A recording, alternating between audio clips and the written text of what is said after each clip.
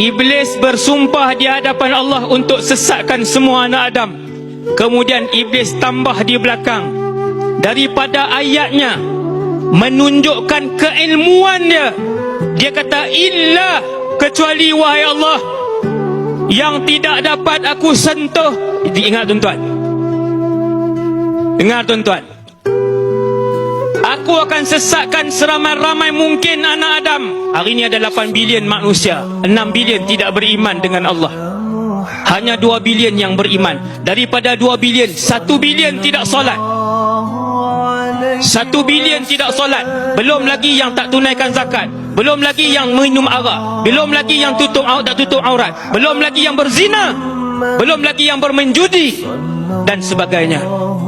Tinggal berapa sahaja daripada 1 bilion? Tinggal hanya berapa ratus juta sahaja. Maka berkata Iblis, kesemuanya akan aku sesat, illa, kecuali wahai Allah, ibadakal mukhlasin, hamba-hamba ibadaka minhumul mukhlasin, hamba-hambamu yang ikhlas. Ini syarat dia, ini kuncinya, ini rahsianya. Kecuali mereka-mereka yang ikhlas. Apa itu ikhlas wahai Rasulullah?